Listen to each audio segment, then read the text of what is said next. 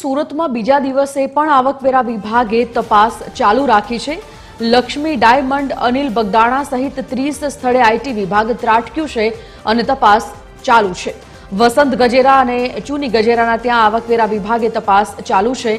Real એસ્ટેટના 10 થી વધુ projects આઈટીના શંકાના ઘેરામાં આવ્યા છે, ત્યારે ડાયમંડ, શિક્ષણ સહિત 30 સ્થળે આઈટીના 110 અધિકારી તપાસમાં જોડાયા। મેહુલ ચોકસી સાથેના આર્થિક વ્યવહારોની પણ લિંક સામે આવ્યાની જાણકારી મળી છે। એવામાં મોટી સંખ્યામાં વાંધાજનક દસ્તાવેજ આઈટી વિભાગે કબજે કર્યા હોવાની સૂત્રો દ્વારા માહિતી સામે આવી છે। મહાદેવ ગ્રુપ તરીકે જાણીતી કંપનીના જમીન વ્યવહારની પણ તપાસ ચાલુ છે।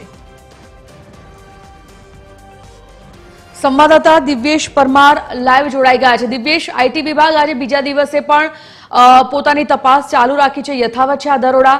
કઈ દિશામાં ચાલી રહી છે તપાસ?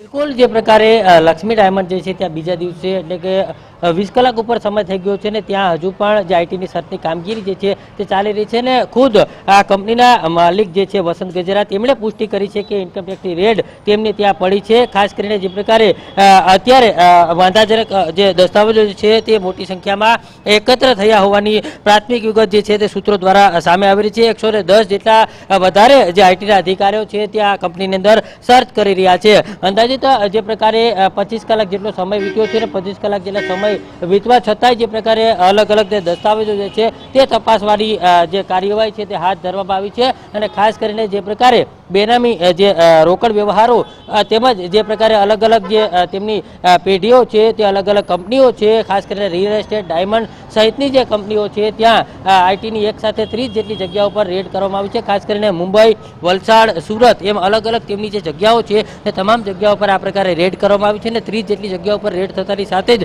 જે પ્રકારે અત્યારે તમામ જે તેમની આસપાસ જે રહેતા લોકો જે છે તેમાં પણ વેપારીઓ છે તેમાં ફફડાટ ફેલાયો છે। કારણ કે જે પ્રકારે આ સમગ્ર મામલે જે પ્રકારે રેડ દરમિયાન એ માટે રેડ કરવામાં આવી છે કે તેમના જે આવકના જે સ્ત્રોતો હતા તેમના રોકડ વ્યવહારો જે હોય છે તે ક્યાંય ને ક્યાંક ઓફિસના લોકો જે છે તેમજ તેમના જે સર્કલ છે તેમાં રાખવામાં આવતા હતા અને તેને ધ્યાને લઈને અલગ અલગ 30 જેટલી જગ્યાઓ પર આ પ્રકારે રેડ કરવામાં આવી છે। ખાસ કરીને જે પ્રકારે મેહુલ ચોકસી જે છે તે મેહુલ ચોકસીનું નામ પણ આ સમગ્ર મામલે સામે આવ્યું છે અને તેમનો પણ આ જે ગજેરા પરિવાર છે તેમની સાથે સંબંધ હોવાનું સામે આવ્યું હતું ને તેને જ લઈને ક્યાંય ને ક્યાંય આ રેડ જે છે તે કરવામાં આવી છે। એટલે એકંદરે જે પ્રકારે વસંત ગજેરા જે છે તેમણે પણ સ્પષ્ટ કબૂલ્યું છે કે તેમને ત્યાં ગઈકાલથી જ રેડ ચાલી રહી છે અને અત્યારે સર્ચ જે છે તેની કામગીરી હાથ ધરવામાં આવી છે। એટલે એકંદરે અત્યારે તેમણે કંઈ પણ બીજું કહેવાની તો મનાઈ કરી છે અને બીજું તો કંઈ બોલ્યા નથી, પરંતુ જે પ્રકારે જે બોલ્યા છે તેનાથી સ્પષ્ટ સાબિત થયું છે કે તેમની ત્યાં આઈટીની રેડ પડી છે। અલગ અલગ 30 જેટલી જગ્યાઓ પર તેમને જે લાગતા વળગતા તમામ ગ્રુપો છે તેમને ત્યાં પણ રેડ કરી છે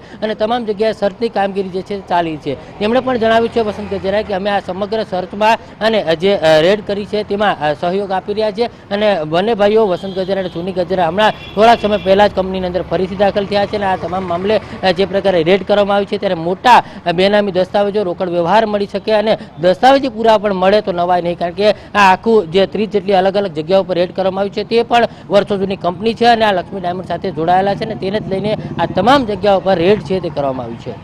ધન્યવાદ દિવ્યેશ આ સમગ્ર જાણકારી માટે।